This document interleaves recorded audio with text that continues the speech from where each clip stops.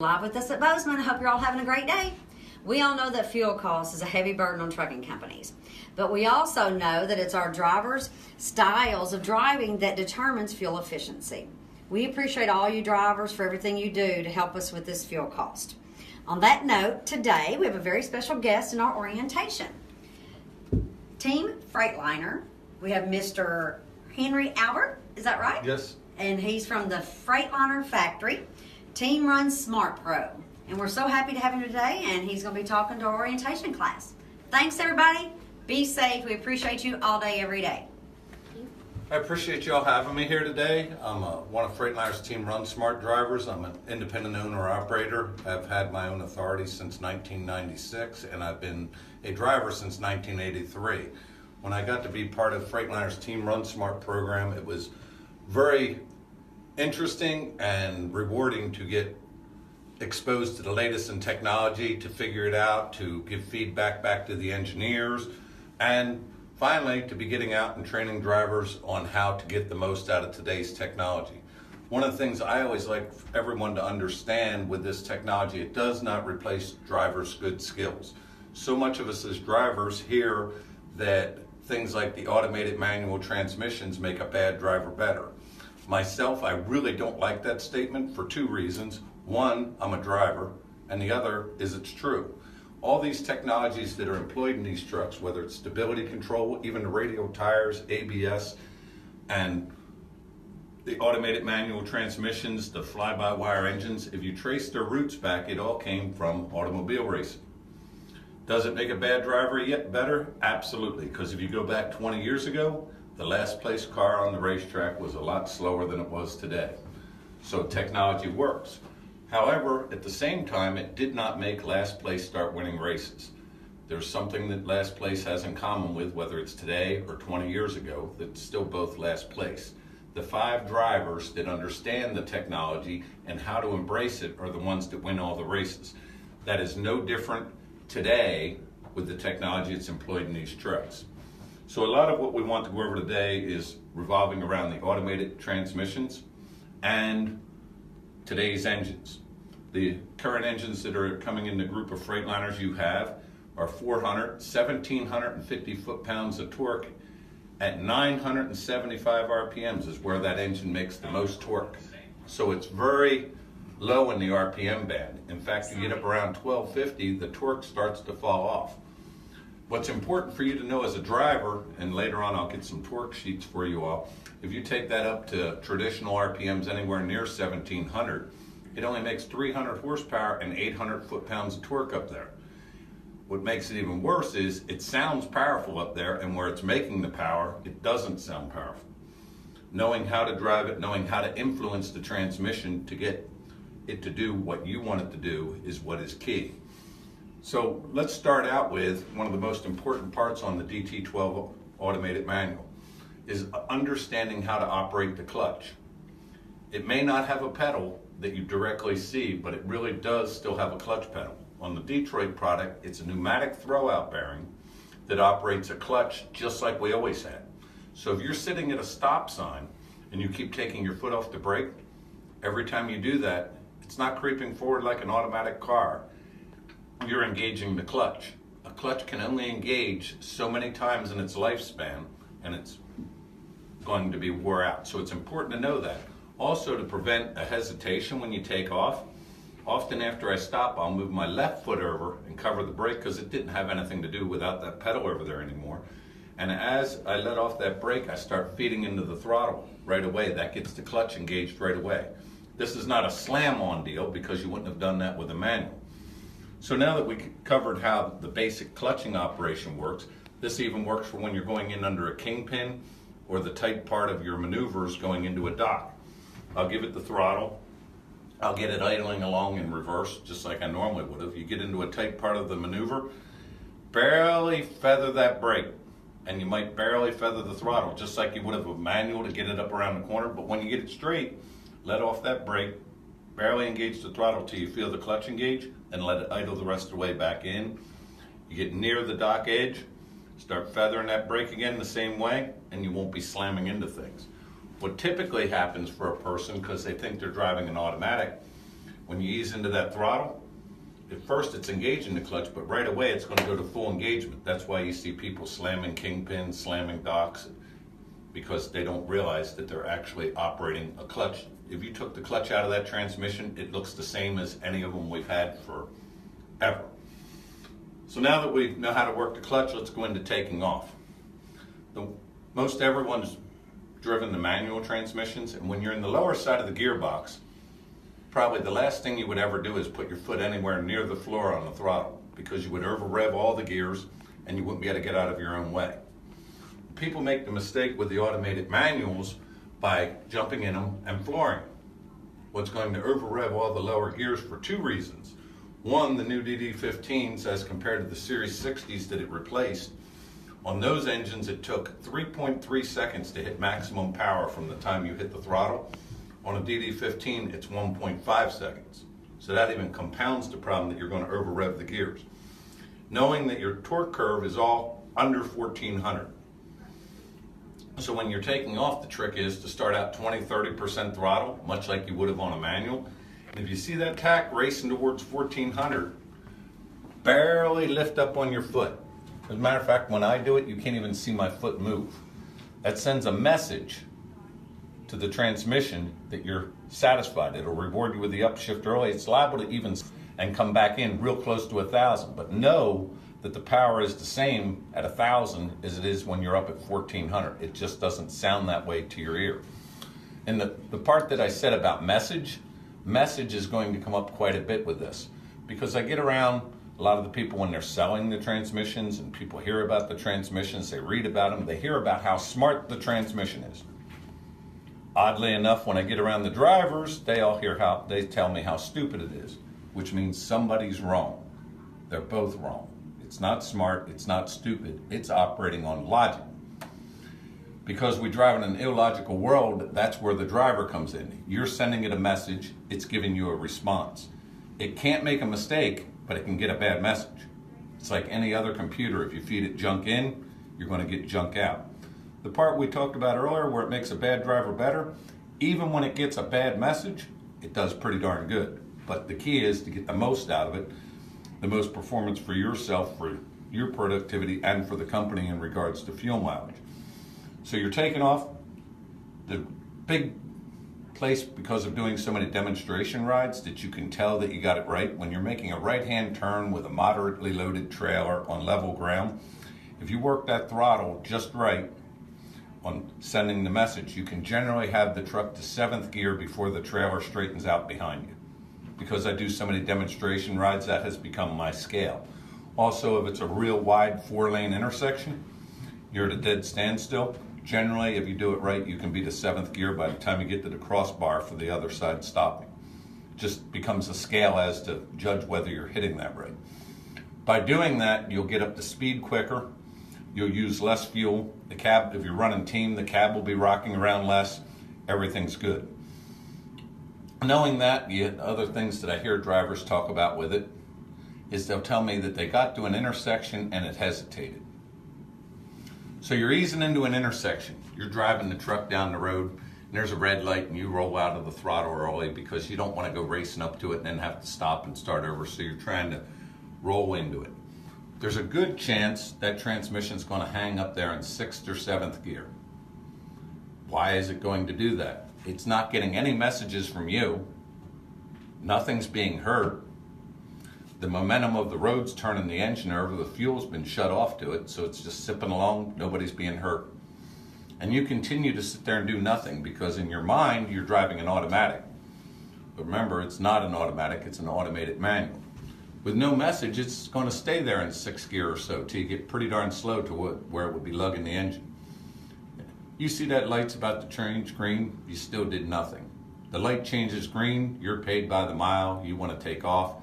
You stab into the throttle, chances are the throttle pedal's going to go dead. Why did it go dead? Remember, this is a manual transmission underneath all this. At that point, it's doing what you would have done if you were in a manual and it had done that. It's looking for a gear. How do you prevent that from happening? You're easing into that same traffic light. You see that light's about to turn green. You see your transmission indicator has it hanging up there in a fairly high gear.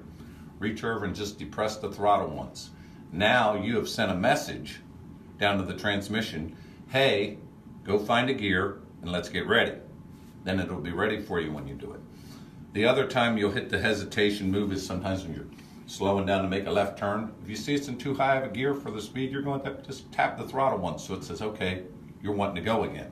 Otherwise, where it's at, it's not getting a message, nobody's being hurt, so why would it do anything? If there's any key that you get out of this, remember everything with it is you're sending it a message, it's giving you a response. So that cures all those problems. The next one that I hit is they hooked up to a trailer after they've been driving bobtail. The transmission will learn when to shift according to the load that it's pulling and the amount of grade, the amount of weight that's behind it, torque outputs, and everything else. And it learns that within feet of taking off. So you're driving bobtail over to get a trailer. Good chance your transmission will start taking off in 5th gear. Reason being, it can do it. Nobody's being hurt. You hook up to the trailer, you go in to take your break or you do your pre-trip, all the above, or even you park it and you get in it the next day. That transmission's last memory is it was empty. It's going to try and take off in 5th gear. Then the throttle pedal's going to go dead because it's going to decide it has to go find another gear. The easiest way to prevent that, just paddle the shifter down and start it in 1st and it'll learn the load right away. Eliminate that step from happening because what ends up happening often, the throttle pedal goes dead. The driver didn't know why it went dead. It went dead because it had to go hunting a gear. And then they start pumping the throttle. And if it happens to find a gear when your foot's near the floor, it's probably going to jerk because you just asked it to jerk. Hopefully that clears up any misconceptions there because the whole key is it's a manual underneath all of this. I'll say that over and over again, and the messaging. Jake brake use. When you're driving down the road and you pull on the jakes, keep in mind that it's going to maximize each stage of the jake. Matter of fact, because the horsepower and torque's down at low RPMs, and the jake brakes rely completely on compression braking, that takes RPMs. It will take the RPMs as high as 2,300 RPMs to make maximum braking effort. In fact, it'll make 580 horsepower of braking effort up at that RPM. Don't do that in the snow or wet roads with an empty trailer because that gives you the perfect opportunity to test out stability control, which is a very good feature. It works very well, but it's best left untested. Keep that in the back of it instead of doing that. So also it reacts differently if you pull it on all 3 stages all at once. And if you pull it all 3 stages at once and your foot's on the brake, the message you just sent is something really bad is happening. And it's going to go after every bit of braking power it can. So it's responding to how you gave it an input. The correct way to use the jakes, most of the time as far as using them manually like that, I only do it to slow down for an off-ramp or traffic slowing up ahead, and I'll just trim it on easy 1 stage at a time. Very seldom will you find the need to use the 3rd stage. But the correct way when you're on a mountain to hold your speed right is actually 2 methods. Your trucks are set up that they will e-coast 5 miles an hour over the cruise speed you have set in it. So keep in mind that that's when the jakes come on, and if that don't hold it back, it will downshift with the jakes on. So you're coming up, we'll just say you're cruising along at 65 miles an hour and a 65, and you want to be going down this hill at exactly 65 at the bottom. And on top of that, you know that there's a police car down there giving out high-speed driving awards at the bottom of the hill, and you don't want a high-speed driving award. So you're on cruise at 65. Remember the 5 over part that I spoke of? Hit your set button on your cruise 5 times. Each time you hit that button, it lowers your cruise speed 1 mile an hour. Because it'll come on at 5 over, it'll hold you right at 65. So keep in mind, once again with messages, you're going down that hill and it's holding it right at 65 is all good. Don't let it go past 2,300 RPMs though, because at that point, that's beyond what the engine's supposed to be. Up to 23, you're okay. If you put your foot on the brake, the jakes are going to stay on to the level they were. It's going to stay in the gear that it was. But when you lift your foot off the brake pedal, you've just canceled the cruise. At that point, the message you just sent the truck is all's clear ahead. So it's going to try to go to E-coast. The simple way around that is, as soon as you release your foot off the brake, just hit resume on the cruise and it's right back where you were. Get to the bottom of that hill where you're wanting to roll out at the end, just tap your set button or your resume button 5 times. That brings your speed right back up to where it was set. Knowing that makes it very handy. In fact, when I'm driving out on the interstate, I drive with my thumb as much as anything to trim or put that up or down. The other way is a feature called descent control. If you're on a really big hill, and I just did some testing with an outfit in Pennsylvania on the hill that was steep enough that it was 10 mile an hour for trucks. And we had a 45,000 pound coil on the trailer. The correct way to do that, up at this particular one had a stop sign where you had to stop at the top, but it wouldn't matter. Jake, in the first position, get yourself going exactly to 10 mile an hour. Take your foot off the brake and the throttle. Hit set on your cruise control. You have just set cruise control on your Jakes backwards. It won't add any throttle. It's controlling your speed the opposite way of cruise control does. It's there, down. Once again, don't let it go over 2300. Once again, if you put your foot on the brake, it'll stay with the last message. But when you lift your foot, hit resume because you just canceled it.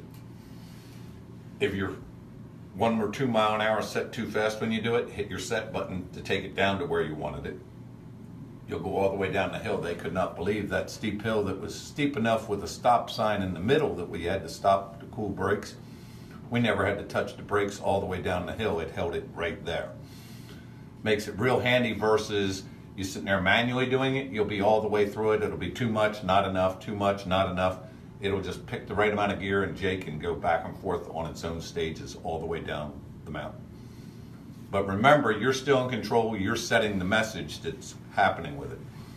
Probably the next feature that you'll find unique, and I believe yours are set up that they're 4 under and 5 over, right? Yes. Okay. So the trucks are reading the highway out ahead of you with GPS, somewhere right around a mile ahead of the truck. It doesn't know you're going to turn onto another route, straight ahead. So when you have the cruise set, you'll be climbing a hill and you'll notice that right before you get to the top of the hill, if you're within 5 mile an hour of your cruise speed, it'll fall out of it early and it'll let the momentum of the truck crest it over the top of the hill. And it won't add the throttle, it'll let the back side of the hill bring you back up to speed. Especially if it knows it's a steep enough hill where the Jakes are going to have to come on. So why rush at the beginning that it's just going to have to grab it back? Then at the bottom of the hill, once it puts it in gear, once you get back up to cruise speed, it'll go back into gear out of E-coast because then it can shut the fuel all the way off.